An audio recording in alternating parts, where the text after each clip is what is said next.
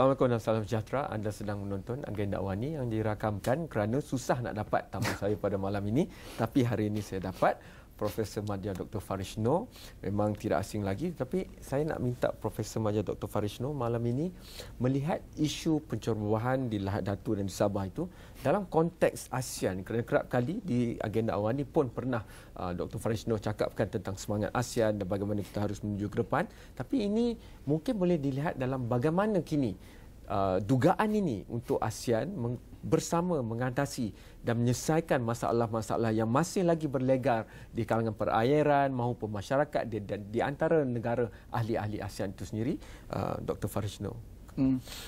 Jadi saya rasa kita patut bermula dengan satu premis, satu fakta bahawa sebenarnya ada dua konsep yang berbeza. Pertamanya, rantau kita Nusantara, Southeast Asia, dan kemudian konsep ASEAN. Kita tak dapat menafikan bahawa dari segi sejarah, rantau ini merupakan satu rantau di mana telah wujud komunitas-komunitas yang mempunyai talian hubungan keluarga yang melintas sempadan-sempadan politik. Dan ASEAN sebenarnya merupakan satu konsep yang baru kerana negara-negara ASEAN ini semua wujud setelah Perang Dunia Kedua dalam tahun-tahun 50-an dan 60-an, dan saya rasa ini merupakan satu cabaran, bukan tentangan tapi cabaran, trial buat kita, kerana kita lihat bahawa negara bangsa, nation states yang telah wujud di ASEAN ini, kalau dibandingkan dengan nation state di Eropah, ini semua negara-negara yang baru. Tapi dalam konteks negara-negara yang baru ini, wujud komunitas-komunitas yang tua, yang mempunyai sejarah yang lama sekali.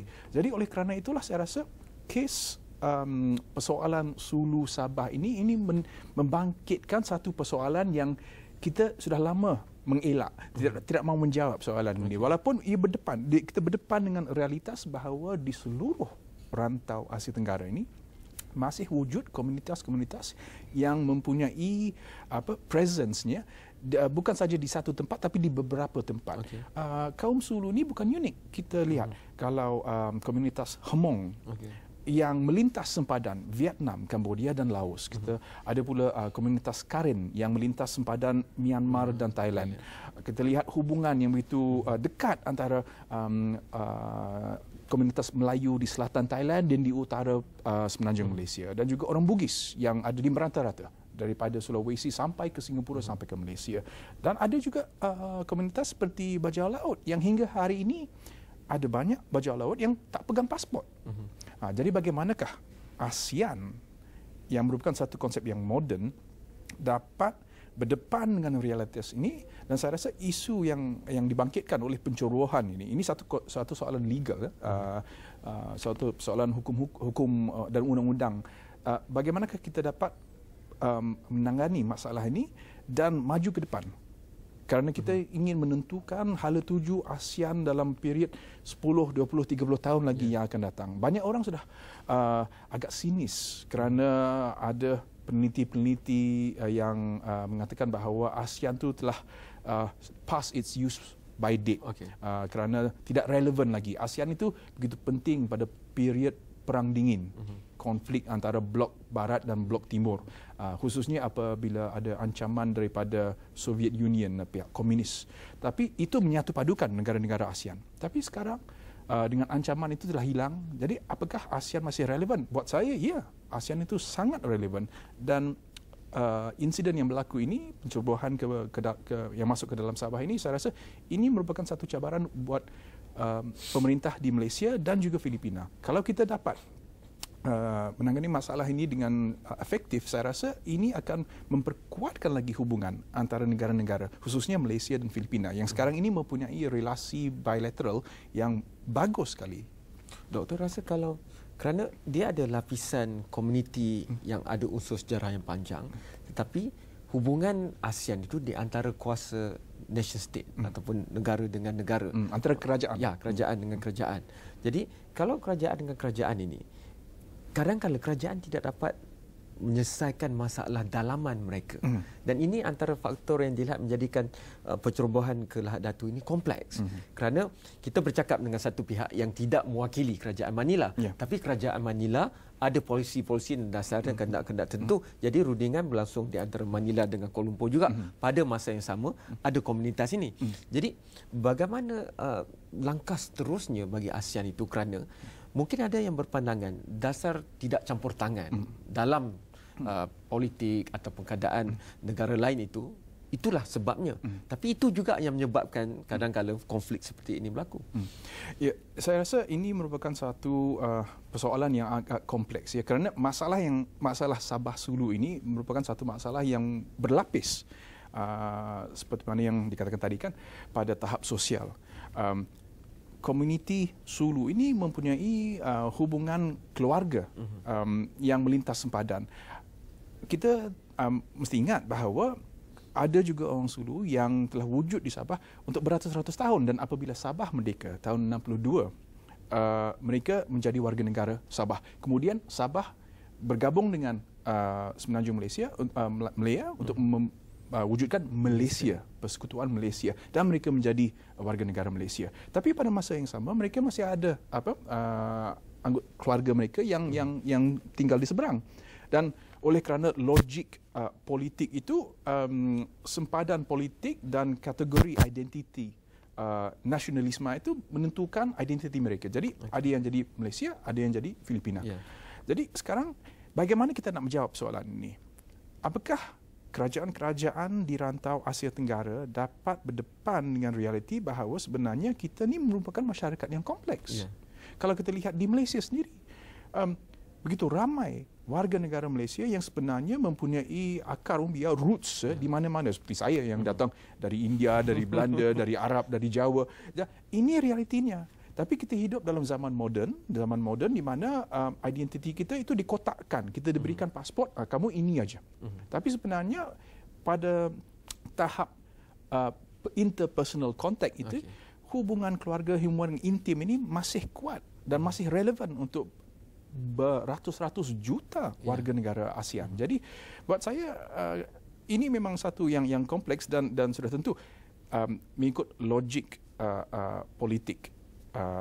Kerajaan Malaysia hanya dapat berdialog dengan kerajaan Filipina.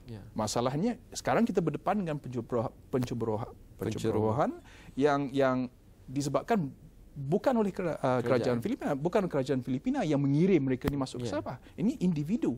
Jadi kita terpaksa berdialog pada dua level, government to government dan government with non-state actors. Jadi oleh kerana itulah saya rasa ini buat saya juga merupakan satu fenomena yang agak menarik. Kerana saya rasa ini bukan satu insiden yang unik, kerana ada banyak kes-kes begini di seluruh rantau ASEAN. Doktor, saya perlu pergi rehat yang pertama, tapi apabila kembali, mungkin itulah tiba masanya fokus ASEAN itu lebih serius untuk mewujudkan komuniti ASEAN, hubungan di antara orang ataupun individu ataupun masyarakat, kumpulan masyarakat dengan masyarakat. Tidak hanya perkumpulan dan mesyuarat pertemuan di antara ketua-ketua kerajaan dan wakil-wakil kerajaan saja. Jika itu berlangsung, mungkin sebelum sampai langkah drastik untuk berfikir sanggup mati dan sebagainya, boleh berbincang, bercakap dan bertemu dahulu. Itu kita bincangkan selepas ini.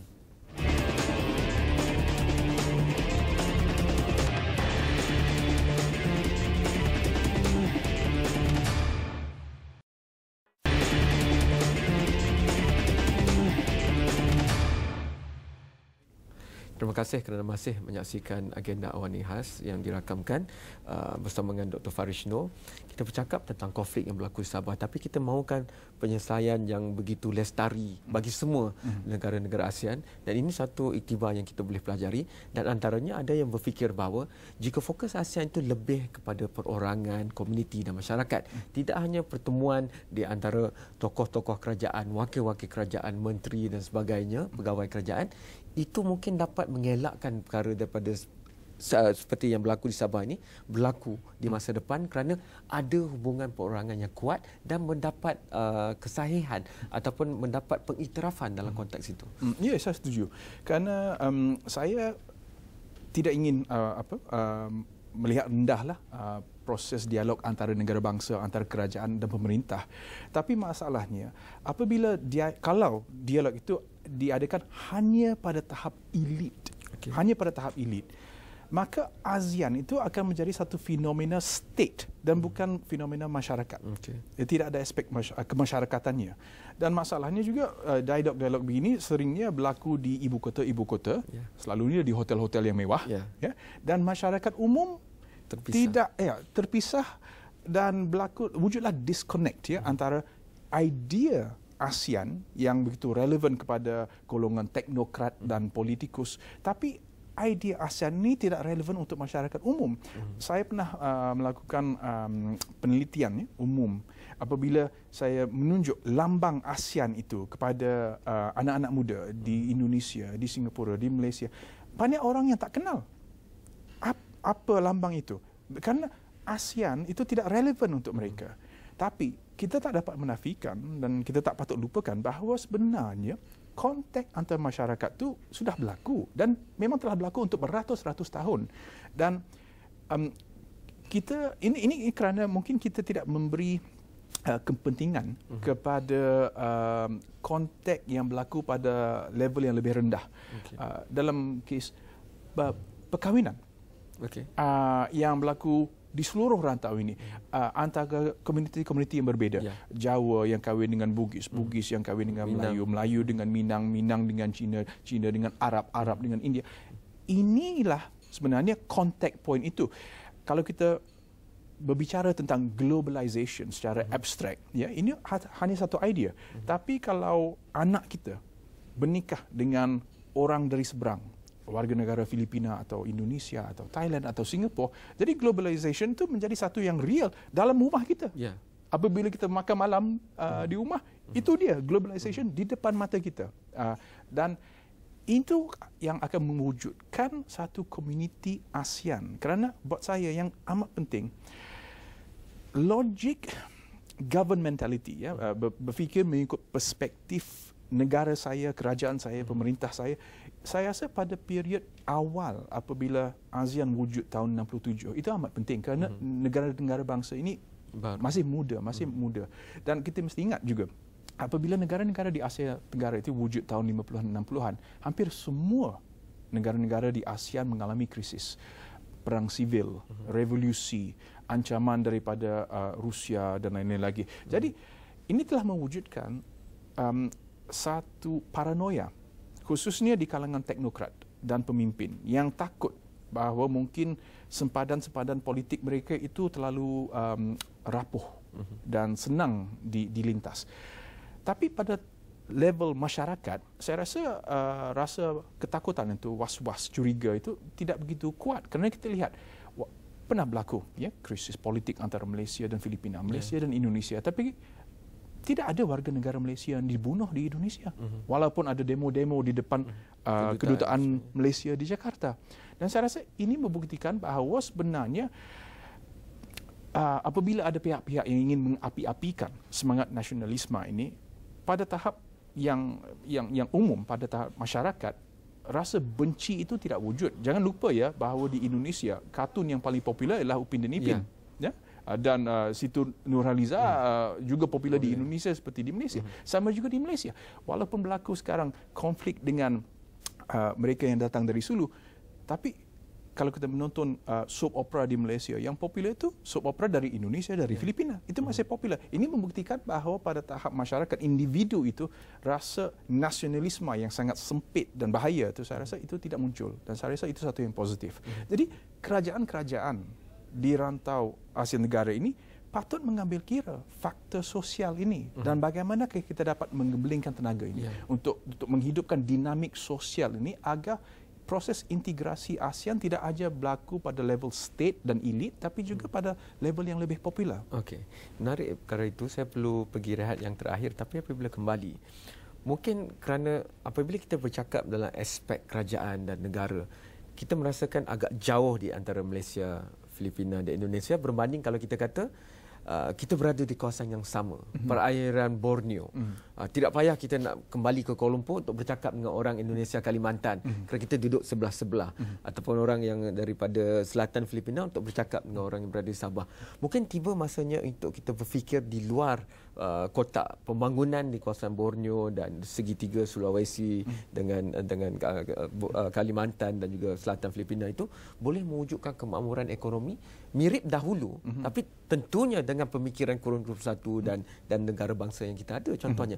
Itu kita bincangkan selepas ini kerana mungkin kita perlu ada inovasi juga dalam cara kita melihat pada pembangunan ekonomi, tidak hanya berdasarkan pemusatan ekonomi tapi juga biarkan juga pemencaran itu mengikut dinamik geografi contohnya. Itu kita bincangkan lepas ini.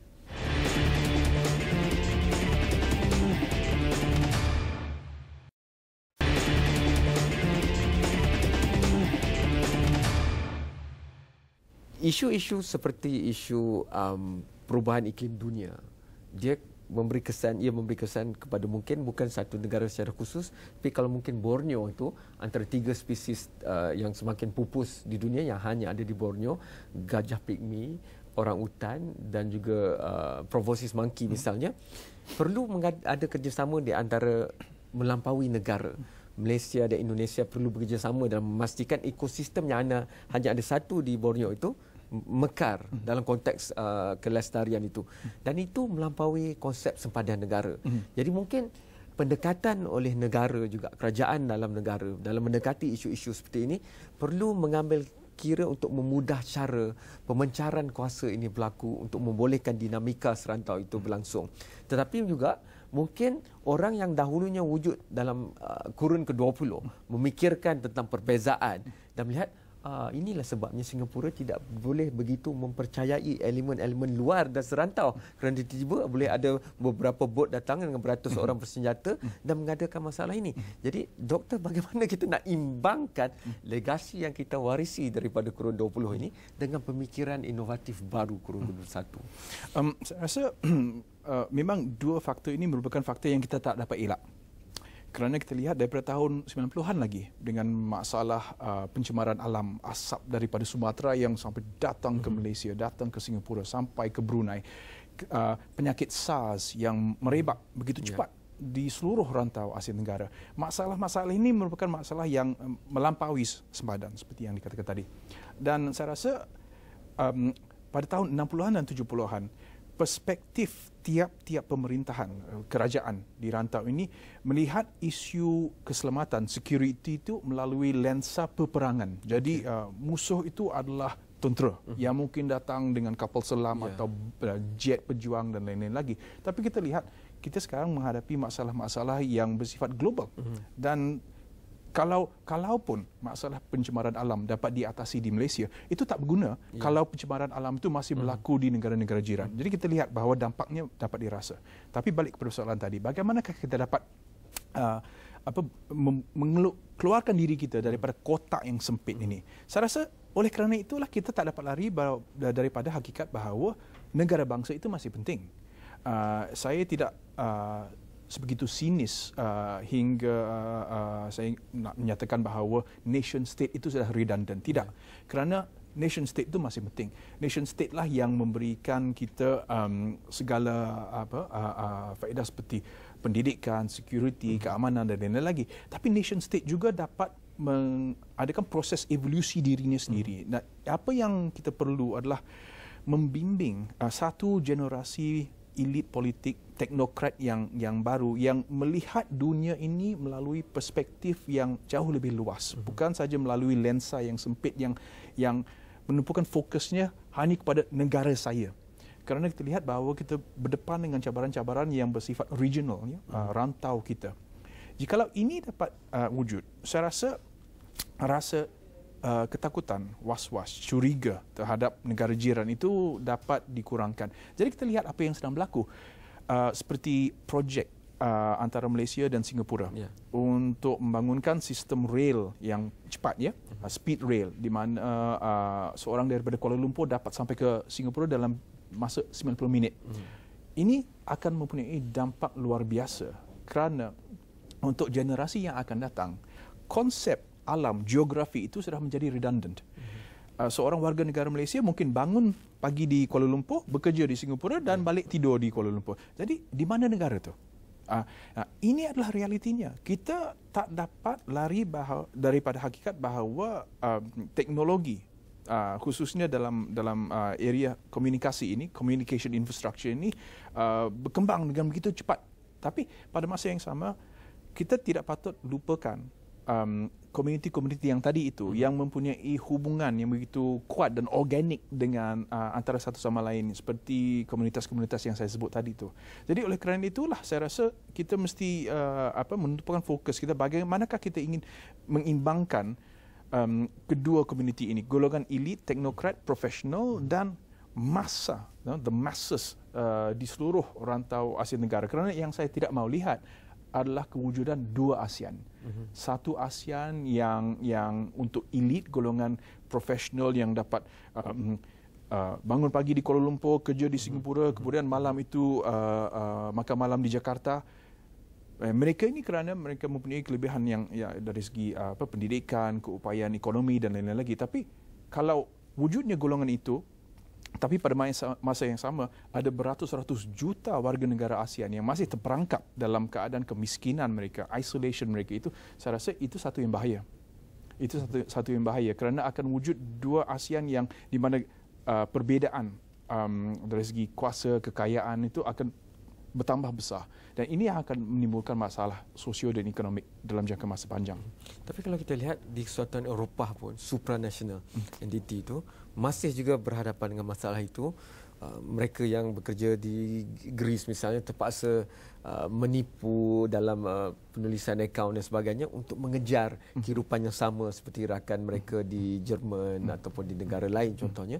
Dan kita lihat walaupun kita membincangkan tentang kehangatan pertumbuhan ekonomi negara China, tapi hakikatnya kurang daripada 10% yang betul-betul berada dalam golongan kelas atas, atas ataupun sederhana.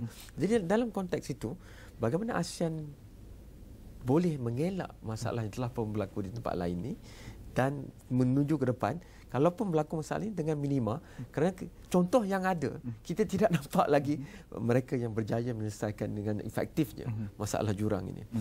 Saya rasa ini merupakan satu masalah yang kompleks, tapi mungkin salah satu dari jawapan kepada soalan itu adalah untuk memberi peluang untuk komuniti-komuniti ini yang hidup dalam zon yang agak kelabu ini, grey zones ini, untuk membangunkan ekonomi mereka sendiri secara organik. Jadi balik kepada persoalan yang asal, persoalan hubungan Sulu Sabah. Kita mesti ingat bahawa ini merupakan satu komuniti yang sebenarnya sangat dinamik. Untuk beratus-ratus tahun mereka berinteraksi. Lautan itu bukan sempadan yang memisahkan mereka, malah lautan itu seperti koridor yang menyatukan mereka. Dan ada banyak koridor-koridor begini. Jadi oleh kerana itulah kita telah lihat beberapa inisiatif, projek seperti zon 3 segi antara selatan Filipina, Sabah, Indonesia dan utara Sumatera, utara semenanjung Malaysia, selatan Thailand, untuk membangunkan zon-zon ini. Tapi ini juga bergantung kepada keupayaan tiap-tiap negara di ASEAN untuk memberi peluang untuk zon-zon ini untuk membangun secara organik. Jadi mungkin masanya telah tiba untuk kita benar-benar bertanya pada diri kita sendiri, apakah kita di ASEAN sudah sedia, sudah matang untuk menerima konsep seperti double citizenship, dual citizenship.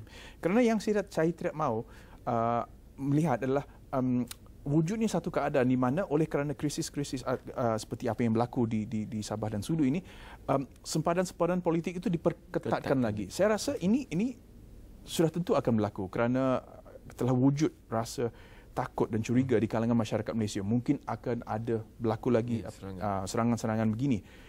Mungkin untuk period yang awal, kita mesti memperketatkan lagi kawalan kita di lautan Sulu. Tapi dalam jangka masa panjang, saya rasa kita mesti berani dan yakin pada diri kita sendiri sebagai warga negara ASEAN bahawa masa depan kita adalah sebagai satu rantau yang bersatu. Kerana kita tak dapat bergantung kepada siapa yang lain. Kita lihat kebangkitan ekonomi China, India dan lain-lain lagi. Kalau negara-negara ASEAN tidak bersatu padu dan memperkuatkan lagi hubungan relasi antara masyarakat-masyarakat ini, saya rasa kita akan kekal sebagai satu rantau yang berpecah belah antara satu sama lain. Dan ia juga terletak pada setiap kita individu ASEAN untuk memastikannya berlaku. Terima kasih banyak Dr. Farishno, sentiasa memberikan idea-idea yang menyebabkan kita berfikir dengan lebih banyak. Terima kasih banyak kepada anda. Kita jumpa lagi dalam episod Agenda Awani yang lain pula. Sekian selamat malam dan terima kasih. Thank you so much.